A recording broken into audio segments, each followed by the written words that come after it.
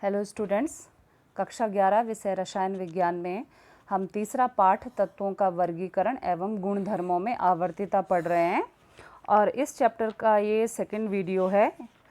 इस वीडियो में हम पढ़ेंगे डी ब्लॉक के तत्व के बारे में। बिगिनिंग यहीं से होगी डी ब्लॉक के तत्व के बारे में।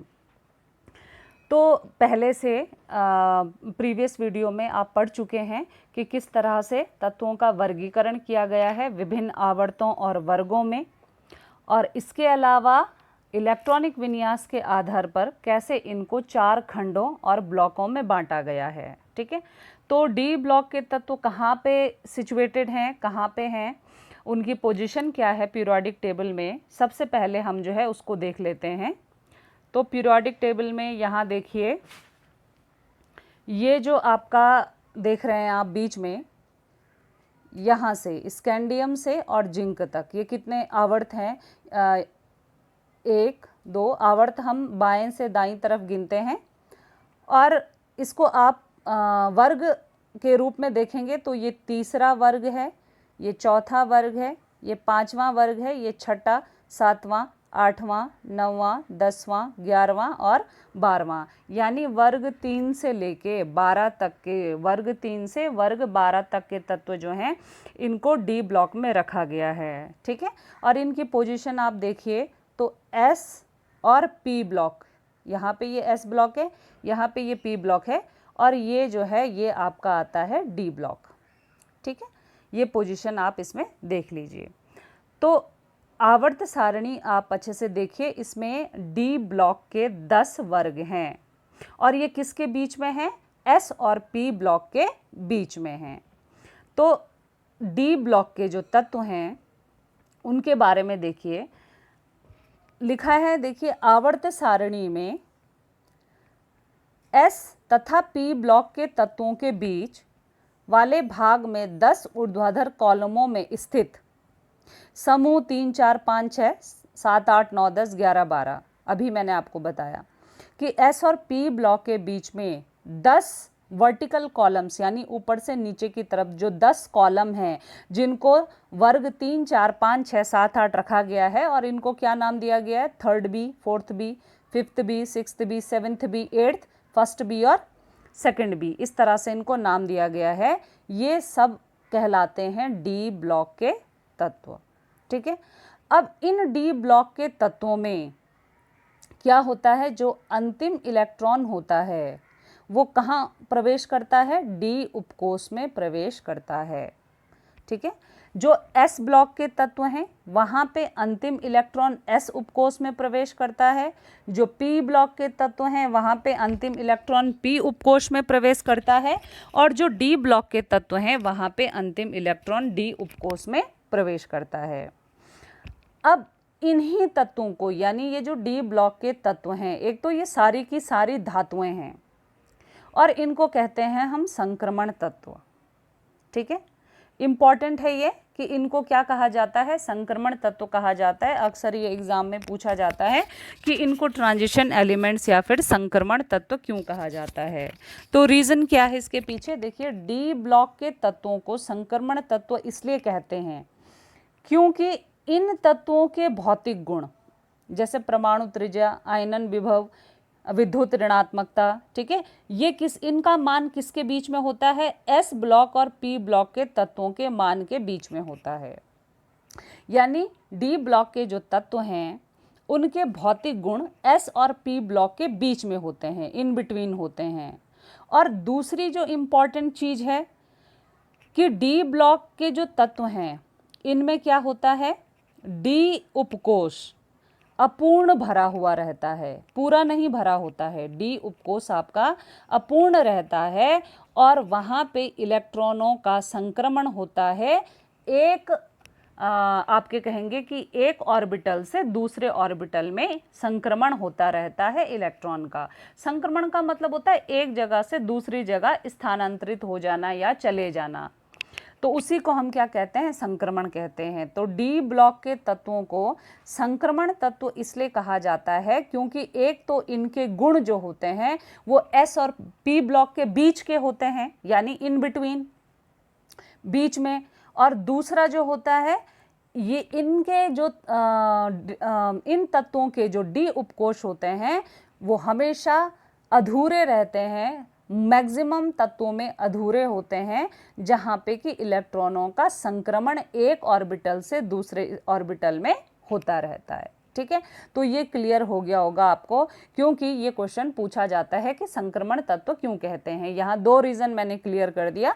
पहला रीजन कि एक तो ये एस और पी ब्लॉक के बीच में पाए जाते हैं, और दूसरा यानी ये एस से पी तक संक्रमण करते हैं, और दूसरा इनके जो उपकोष होते हैं, डी उपकोष जो होते हैं, वो अपूर्ण भरे रहते हैं, जहाँ पे कि इलेक्ट्रॉनों का संक्रमण होता रहता है। क्लियर हुआ। इसके बाद देखते हैं, देखिए और इम्पॉर्टेंट प्रॉपर्टीज क्या हैं इनकी। डी ब्लॉक के तत्व जो होते हैं इनमें क्या पाई जाती है, परिवर्ती संयोजकता पाई जाती है। अब अभी पहले वाले वीडियो में आपने पढ़ा था कि संयोजकता क्या होती है, बाहरी उपकोष में जितने भी इलेक्ट्रॉन होते हैं वो ही क्या करते हैं, रासायनिक अभिक्रिया में भाग लेते हैं, और जो इलेक्ट्रॉन रासायनिक अभिक्रिया में भाग ले रहे हैं और बाहरी कक्षा में मौजूद हैं, वही क्या कहलाती है, उस तत्व की संयोजकता कहलाती है। लेकिन अभी आपने पढ़ा था कि डी उपकोष में क्या होता है, इलेक्ट्रॉन अधूरे भरे होते हैं और वहाँ पर इलेक्ट्रॉनों का संक्रमण होता रहता है एक ऑर्बिटल से दूसरे ऑर्बिटल में। तो ये ब्लॉक, इस ब्लॉक के जो तत्व होते हैं इनमें क्या पाई जाती है, परिवर्ती संयोजकता पाई जाती है। आयरन है, परिवर्ती संयोजकता मतलब हमें इनकी संयोजकता घटती बढ़ती रहती है। जैसे आयरन है ना, आयरन लिखा है यहाँ पे Fe2+ तथा Fe3+। तो आयरन जो होता है वो अपने 2 इलेक्ट्रॉनों को दे सकता है, उस पर 2 धन आवेश कब आएगा, जब वो अपने 2 इलेक्ट्रॉनों को दे देगा। इसको कहा जाता है फेरस। ठीक है, यानी ये एक अवस्था शो कर रहा है जिसमें इसका नाम क्या है, फेरस है। दूसरा, ये 3 इलेक्ट्रॉन भी दे सकता है, अपने बाहरी उपकोष से ये 3 इलेक्ट्रॉन भी दे सकता है। तो अब इसकी संयोजकता कितनी होगी, धन 3 होगी, और यहाँ पे इसका नाम क्या होगा, फेरिक। तो आयरन 2 मुख्य ऑक्सीकरण अवस्थाएं या संयोजकता प्रदर्शित करता है, फेरस और फेरिक। उसी तरह से कॉपर का एग्जाम्पल भी दिया गया है। कॉपर 1 इलेक्ट्रॉन देता है, ठीक है, कितने इलेक्ट्रॉन, +1 इलेक्ट्रॉन ये दे सकता है, इलेक्ट्रॉन दे सकता है, इसीलिए 1 इलेक्ट्रॉन देके ये अपने पे धन आवेश ले लेता है। और अब इस Cu+ यानी जब ये 1 इलेक्ट्रॉन दे रहा है तो इसका नाम क्या हो जाता है, Cu+। और अगर ये 2 इलेक्ट्रॉन देता है, यानी 1 भी दे सकता है 2 भी दे सकता है, तो इसका नाम हो जाता है क्यूप्रिक। तो इसे हम कहेंगे परिवर्ती संयोजकता, यानी ये इस अपनी कभी एक संयोजकता प्रदर्शित करता है, कभी 2 संयोजकता। उसी तरह से जो आयरन है वो कभी 2 संयोजकता प्रदर्शित करता है और कभी 3। तो इस तरह से डी ब्लॉक के जो तत्व होते हैं वो क्या करते हैं, परिवर्ती संयोजकता प्रदर्शित करते हैं।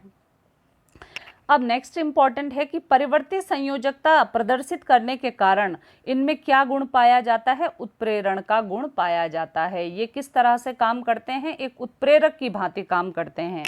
अब उत्प्रेरक क्या होते हैं, उत्प्रेरक वो पदार्थ होते हैं जो रासायनिक अभिक्रिया में भाग लेते हैं, लेकिन वो क्या करते हैं, रासायनिक अभिक्रिया में खुद को पूरी तरह से इन्वॉल्व नहीं करते हैं, वो सिर्फ अभिक्रिया के वेग को घटाते हैं या फिर बढ़ाते हैं। मतलब उनका जो है द्रव्यमान परिवर्तित नहीं होता है, सिर्फ वो अभिक्रिया के वेग को बढ़ाते हैं या फिर घटा देते हैं, उन्हें हम उत्प्रेरक कहते हैं। तो परिवर्ती संयोजकता होने के कारण ये उत्प्रेरक का भी काम करते हैं। बहुत सारे आपने बहुत सी रिएक्शन है, मतलब हबर्ट्स प्रोसेस है, अमोनिया बनाने की विधि जिसको हम कहते हैं, या और सारे भी ओस्टवाल्ड प्रक्रम है, इन सब में आपने देखा होगा अमूमन प्लैटिनम हो गया, पैलेडियम हो गया, निकल हो गया या फिर आयरन हो गया, इन सबको किसके रूप में लिया जाता है, उत्प्रेरक के रूप में प्रयोग किया जाता है। तो ये क्या करते हैं, उत्प्रेरक की भांति भी कार्य करते हैं।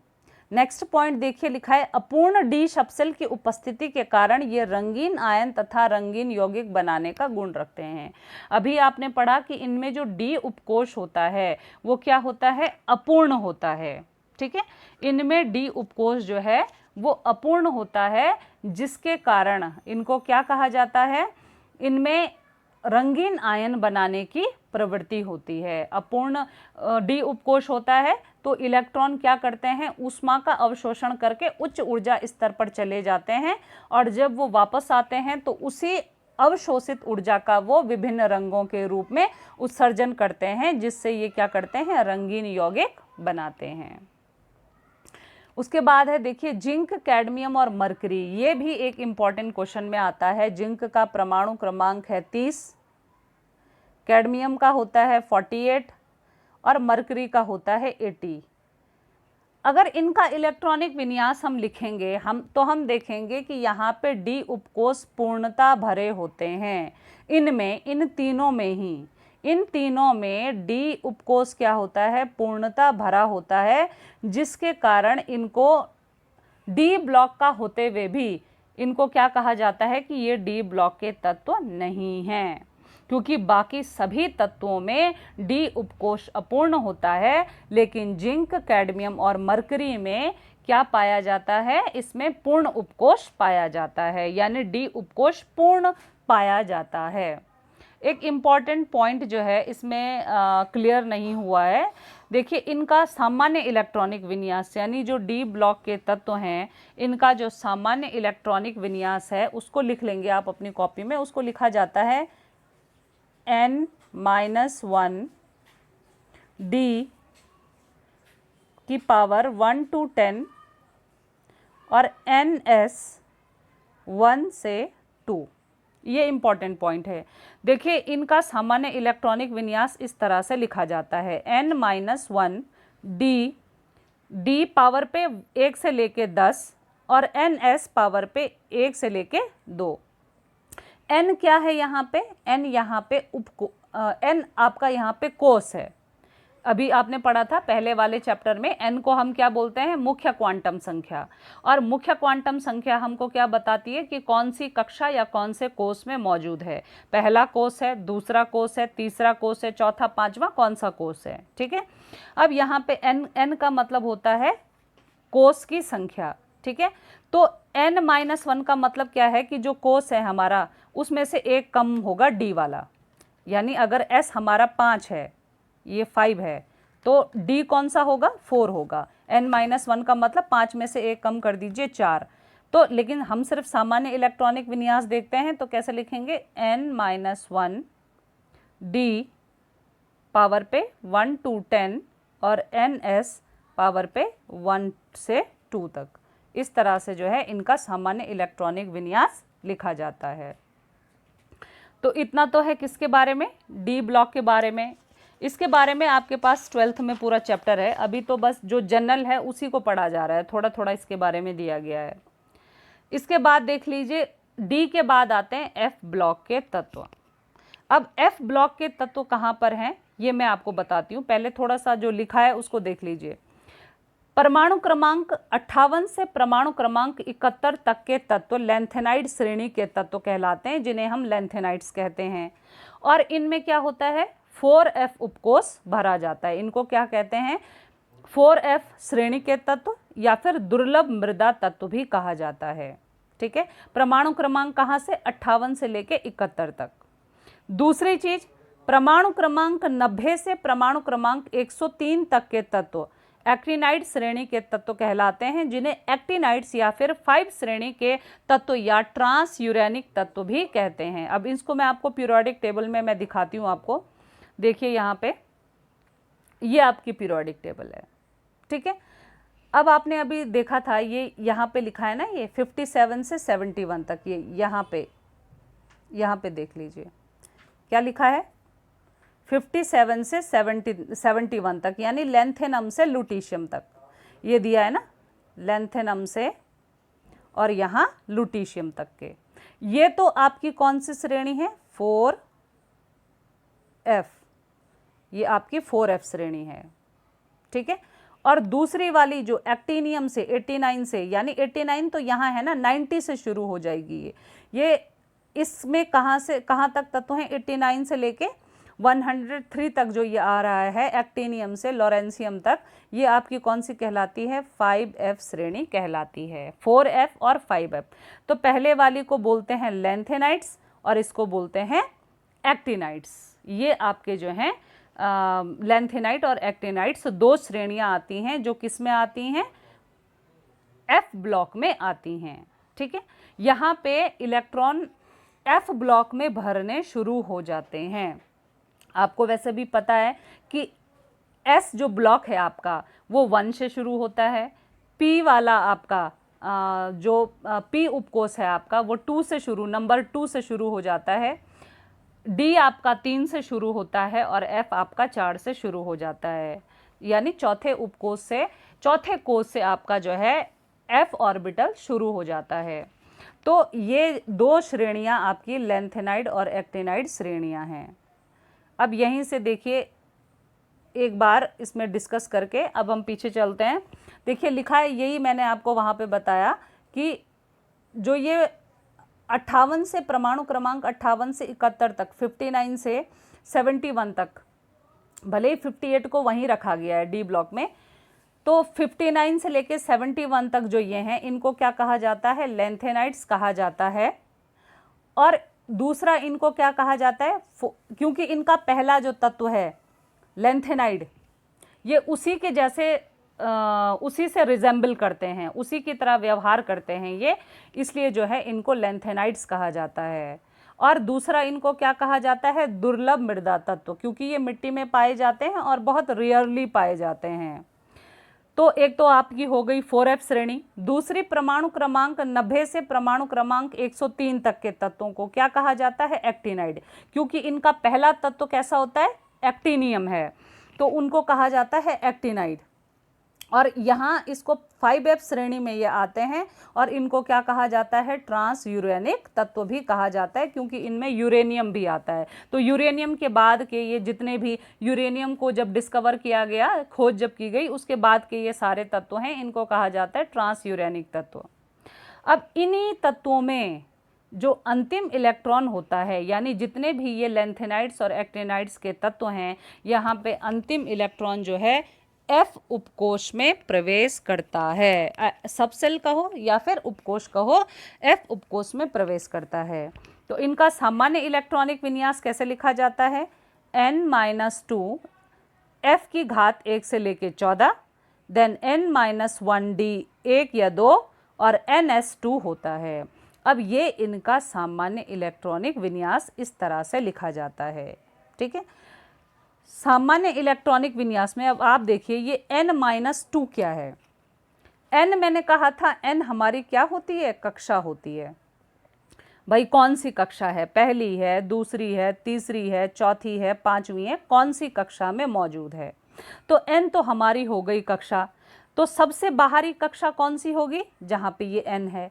तो अगर हो सकता है कि यहाँ पे क्या हो? 7वीं कक्षा हो ये, यानी 7s2 होगा। तो अगर ये n जो है यहाँ पे, ये जो कक्षा है ये 7वीं होगी, तो n-1 क्या होगा? 6 और n-2 क्या होगा? 5। यानी हमारे जो अगर ये बाहरी कक्षा 7वीं है तो D वाला कौन सा होगा? 6D और F वाला कौन सा होगा? 5F, क्योंकि आपने अभी पढ़ा ना, अभी मैंने आपको बताया था कि इनमें एक एक का डिफरेंस होता है।